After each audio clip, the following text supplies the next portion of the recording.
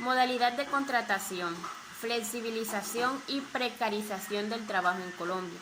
Nuestro grupo está conformado por Erika Patricia Torres, Laura Osorio, Nubia Esther Pava, Wendy Marcela García y mi persona Kelly Joana Vergara.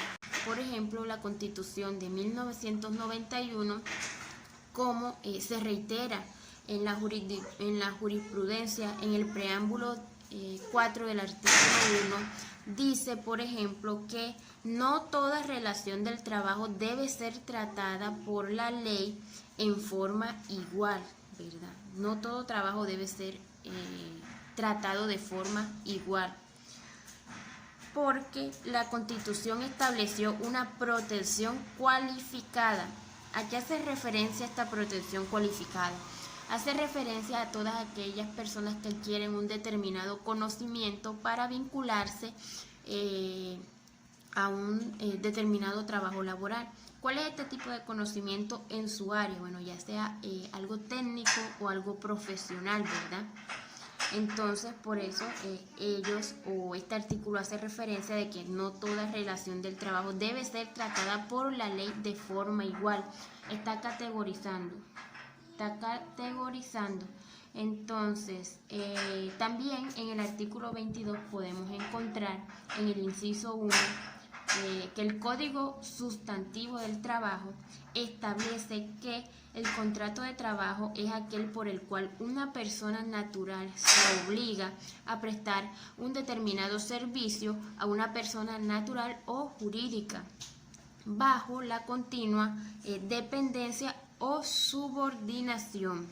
Entonces, ¿qué hace referencia a este tema o esta palabra de subordinación?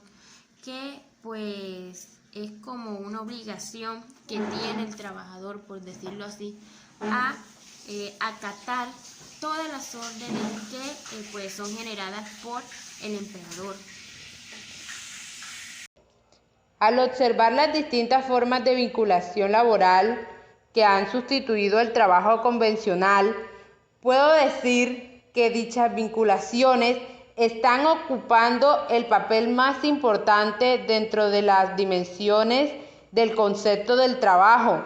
Y a continuación hablaremos un poco del uso de estas modalidades dentro del mercado laboral.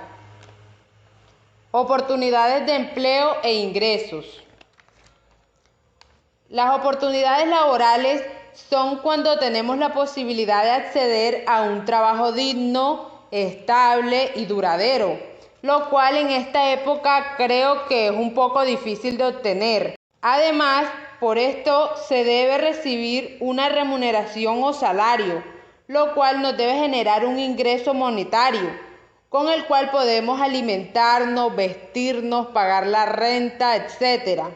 Pero ¿qué sucede? Sucede que en las nuevas modalidades de contratación el sueldo o el salario es un poco reducido, es decir, es reducido a un salario mínimo, con el cual se supone que una persona debe vivir escasamente bien, lo cual es muy difícil porque de los precios altos, de los costos en la alimentación, una renta podríamos decir que puede encontrarse entre 350,000 pesos y ya esto estaría ocupando un 30% de su salario mínimo.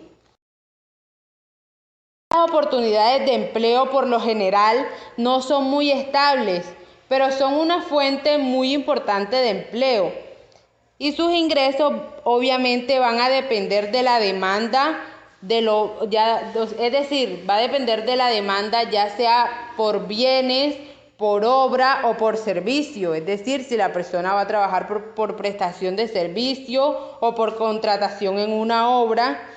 Es por esto que el mercado laboral en los últimos años ha habido mucho desempleo. También es por esto que los empleos generados mediante estos mecanismos de inserción laboral han complicado más el empleo. Como lo dije anteriormente, estas nuevas formas de contratación lo que hacen es que el empleo y el desempleo estén activos, ya que las personas no duran un largo tiempo, no tienen un trabajo estable y duradero. Vengo a hablar acerca de los derechos de los trabajadores, a pesar de que la normatividad es muy clara y nos dice que nosotros las personas tenemos derecho a un trabajo digno y a gozar de todos los privilegios, ¿verdad? Y de todas las garantías, pues ustedes saben que esto no se da. ¿Por qué? Porque muchas empresas, al momento de vincular a los trabajadores, lo hacen de una forma que solamente ellos son los únicos beneficiados, maltratando desde ya en el momento de la contratación al trabajador. ¿Por qué? Porque los contratan por lo menos de un salario mínimo, les pagan menos de un salario mínimo, no los afilian a seguridad social, ¿verdad? Los trabajan más de lo normal.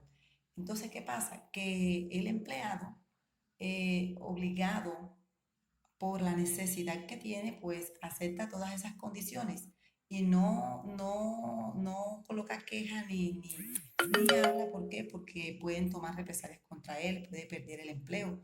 Por la necesidad lo lleva a aceptar todos los abusos que tienen con ellos. Entonces, existe, ¿verdad? Una línea que se llama jurisprudencia, que está bajo el cargo de la Corte Constitucional, donde en esa línea se puede llamar para colocar todas esas quejas, todos esos abusos que tienen con los trabajadores, con nosotros los trabajadores. Pero ¿qué pasa? Que muchos trabajadores no les da miedo de llamar, les da miedo de quejarse, les da miedo de hablar. Entonces, la Corte Constitucional, a pesar, o sea, ha indagado, ha hecho muchos cálculos y se ha dado cuenta que muchas empresas siguen maltratando al trabajador. Entonces ellos han creado, ¿verdad? Han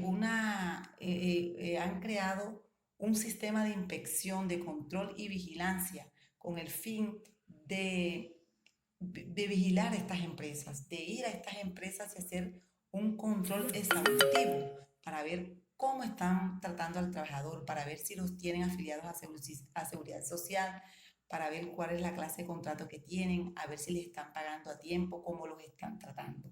Gracias. El tema a tratar es sobre la seguridad social. Es la protección que una sociedad proporciona a las personas y a los hogares para asegurar el acceso a la asistencia médica y garantizar la seguridad del ingreso. En particular en caso de vejez, desempleo, enfermedad, invalidez, accidentes de trabajo, maternidad o pérdida de un familiar.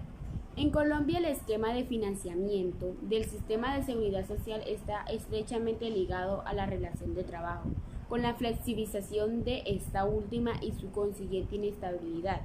También se incrementa la volatilidad en el pago de las contribuciones al sistema. Esta volatilidad puede dificultar los accesos de los trabajadores a los servicios de salud o dificultad en sus posibilidades de acceder a una pensión a la vejez.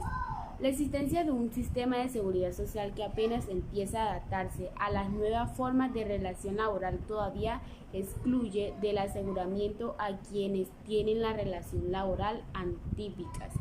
Pero esta fuerte conexión es además un factor de resistencia adicional para lograr una mayor flexibilidad del mercado laboral, pues en efecto en la ruptura del vínculo laboral se juega también en la posibilidad del disfrute de los derechos sociales básicos. El proceso de la flexibilización laboral y el uso recurrente de estas nuevas modalidades de inserción laboral imponen nuevos retos para el sistema de protección social. Por un lado, este debe tratar de mitigar el proceso en efecto del bienestar de los trabajadores y sus familias que se derivan de una mayor rotación entre el empleo y el desempleo, y por otro lado debe orientarse a garantizar la reinserción del trabajador en el entendido que el trabajo constituye la principal fuente de subsistencia. Aún así, el sistema de protección social permite amortiguar los impactos de una mayor flexibilidad que debe combinarse con sistemas de intermediación que reduzcan el desempleo friccional o con programas de capacitación que garanticen la reinserción productiva y reduzcan el periodo promedio de duración del desempleo.